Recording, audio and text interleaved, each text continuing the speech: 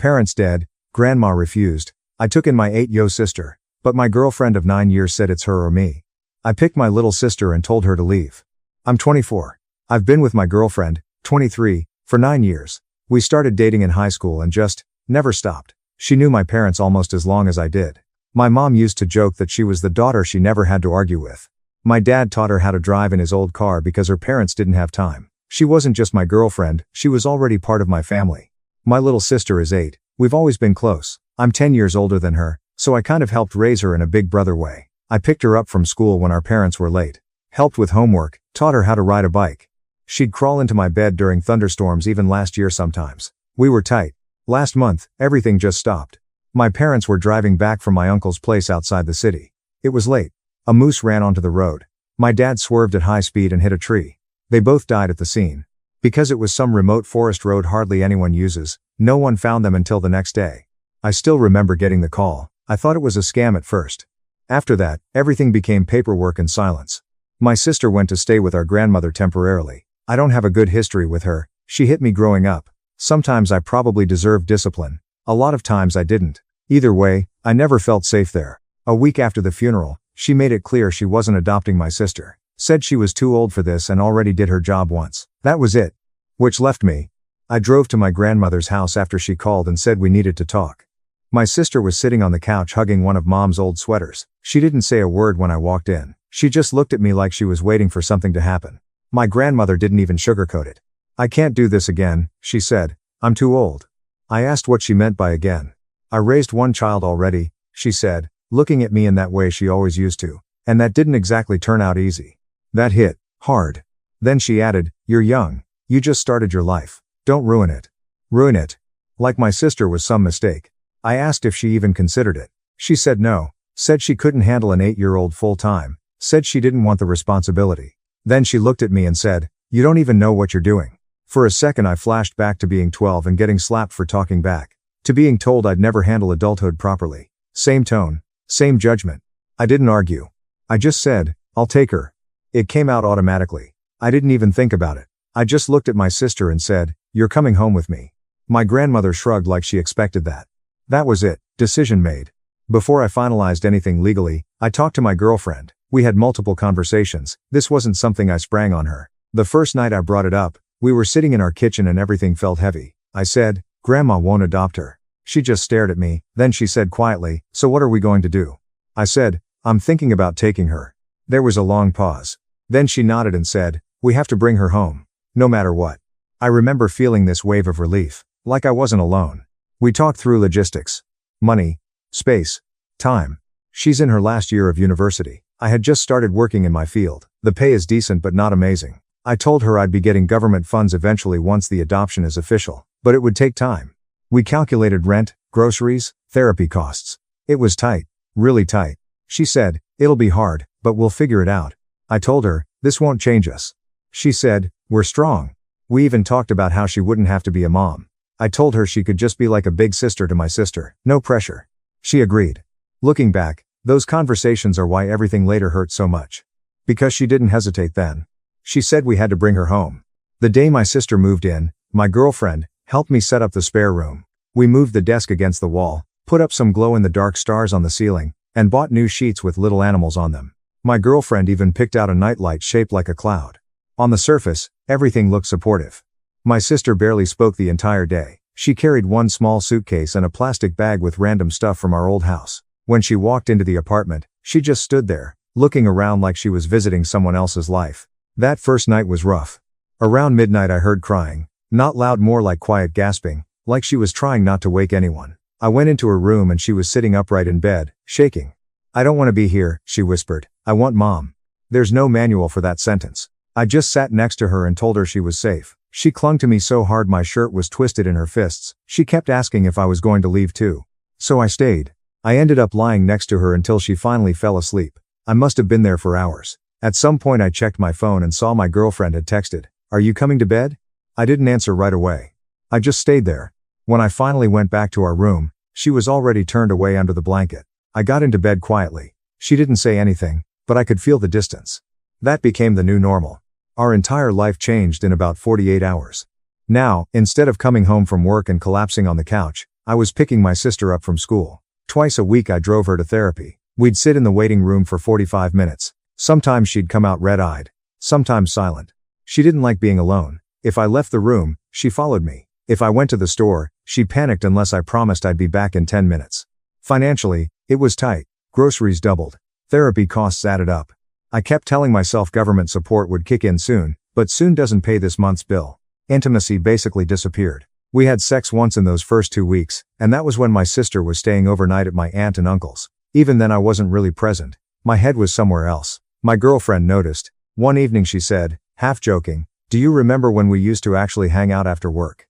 I said, "Yeah." She replied, "Feels like we're roommates with a child now." I tried to laugh it off, but I could tell it wasn't really a joke. Another time she said, "When do we get us time?" I said, "We will. It's just temporary." She nodded, but it wasn't convincing to either of us. About 2 weeks in, we had plans to grab dinner just the two of us. My aunt offered to watch my sister for a few hours. We were literally putting on shoes when my sister suddenly started crying. Full meltdown, hyperventilating.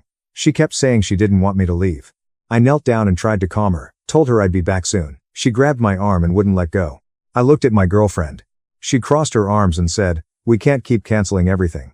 I said, "She's not okay." She sighed loudly. "It's been 2 weeks." That rubbed me wrong. I ended up texting the restaurant to cancel. My girlfriend didn't argue, but she went quiet. The kind of quiet where you know something's building. On the drive back upstairs she said, "You know, eventually this has to balance out." I said, "It will." She didn't respond. There wasn't a blow-up. No screaming. Just small cracks. But I started noticing the way she'd watch us when my sister hugged me, or how she'd check the time when I stayed in my sister's room too long at bedtime. Nothing explosive yet. Just tension hanging in the air. The night it really cracked was after I put my sister to bed. I stayed in her room longer than usual because she kept asking if I'd still be there when she woke up. When I walked back into our bedroom, my girlfriend was sitting upright against the headboard, lights on.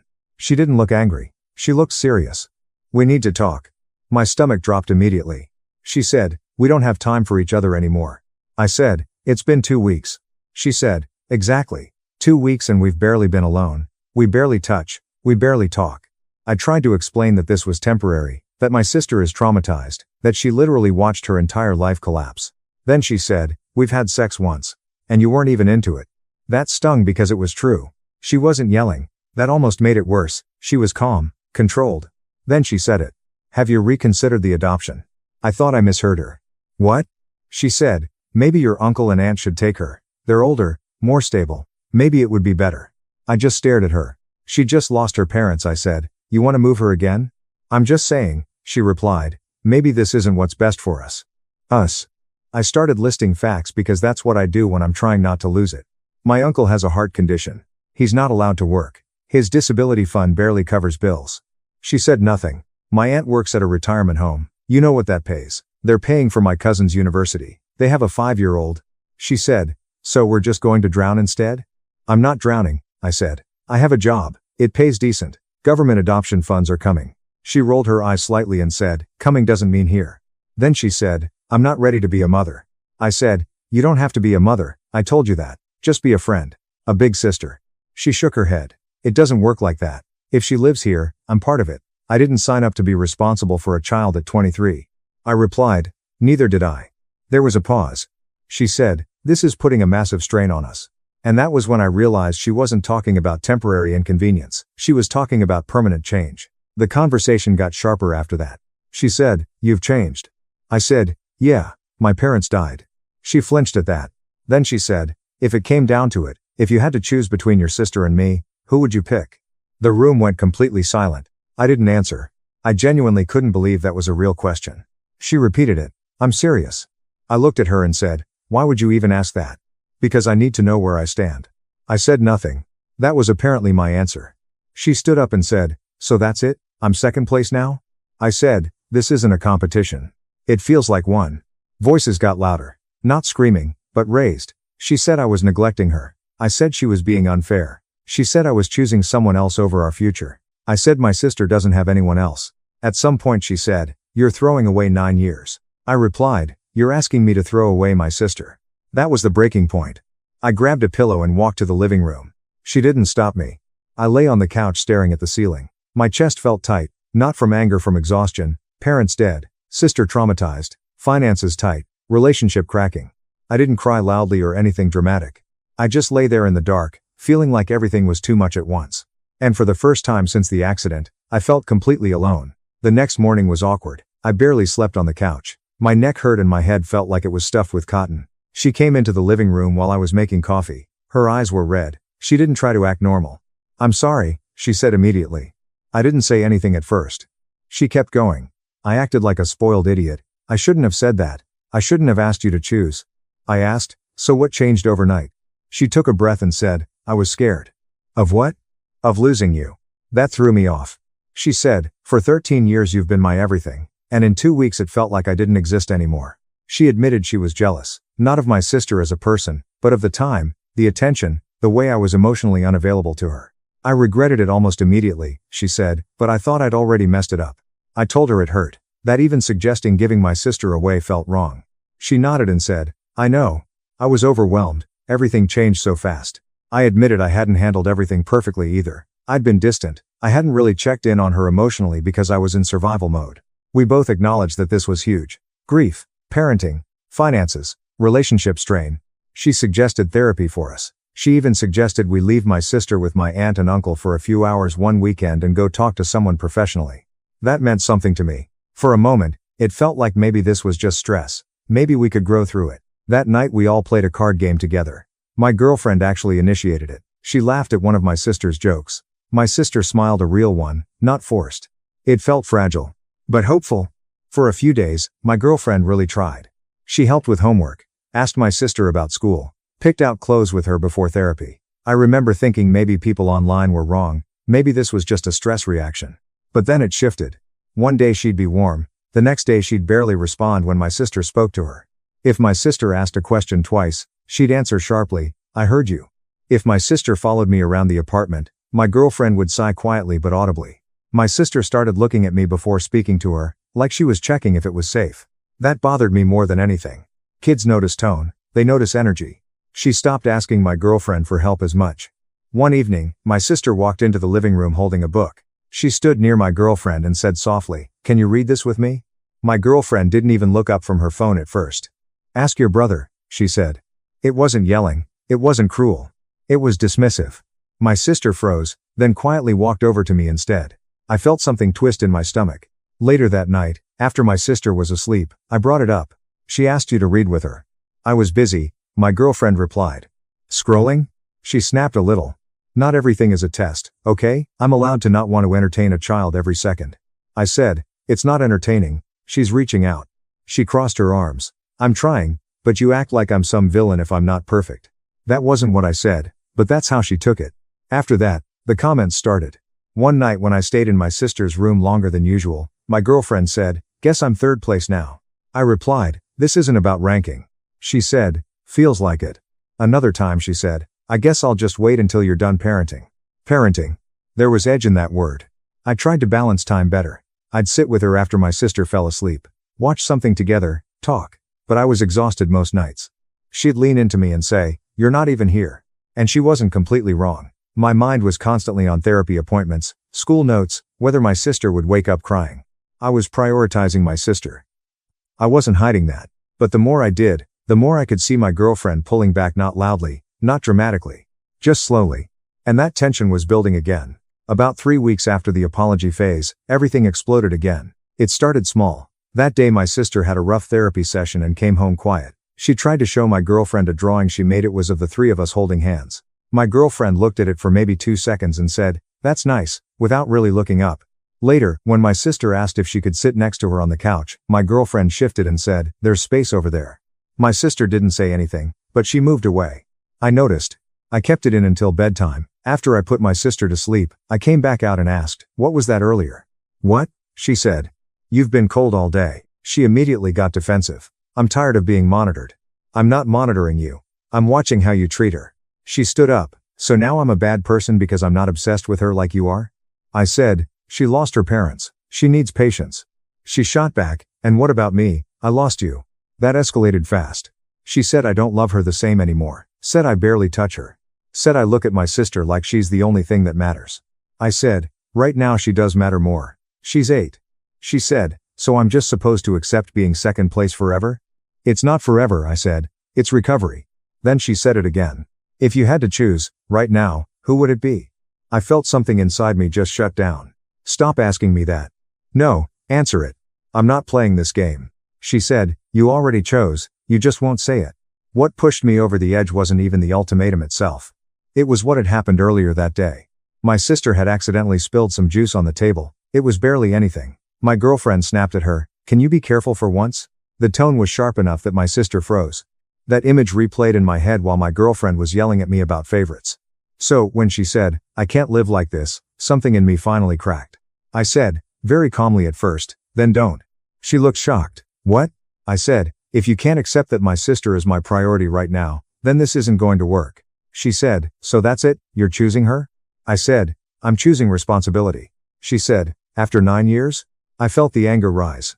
After my parents died, yes. There was a long stare between us. Then she said, you don't love me like before. And I replied, I don't love this version of you. That was the point of no return. She said something about how I'd regret it. About how I'd realize I threw away something real. And I just said, pack your stuff, you can stay somewhere else tonight. The second I said it, the room went quiet. She didn't scream, she didn't cry, she just stared at me like she didn't expect me to actually go there. Then she walked into the bedroom and started pulling clothes into a bag. I stood there, shaking, but I didn't stop her.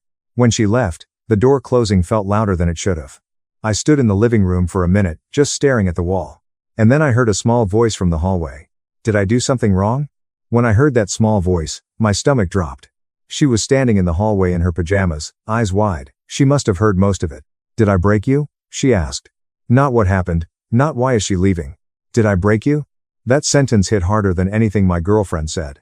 I walked over and knelt down in front of her. No, I said immediately. You did nothing wrong.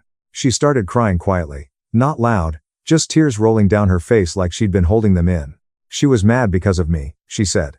She was mad because grown-ups sometimes don't handle things well. I told her, this has nothing to do with you. She shook her head. If I wasn't here. I cut her off. You are supposed to be here, you belong here. I pulled her into a hug and she clung to me the same way she did that first night. I'm not leaving you, I said, no matter what. She asked if my girlfriend hated her. I told her no. I told her sometimes adults are confused and scared and that doesn't mean anyone did anything wrong. We ended up sleeping in the same bed that night. She kept her arm wrapped around my shirt like she was afraid I'd disappear too. That moment her apologizing for existing is when I knew I couldn't keep trying to make something work that made her feel like that. The next day was quiet. She didn't come back. Around noon I got a text. I'll come by tomorrow to get the rest of my things. No emojis, no emotion. I replied, okay, what time? Afternoon. That was it. Over the next few days we exchanged a few more messages. Mostly logistics, when she'd get the last of her clothes. Who would keep what furniture? Splitting subscriptions. At one point she texted, I guess this is it. I replied, yeah. There was no dramatic closure, no last-minute change of heart, no begging. Just confirmation. It was weird how 9 years could end in short, practical messages. The apartment felt different after she moved out. Quieter, but not tense. For the first couple weeks, my sister and I shared a bed most nights. She said it made her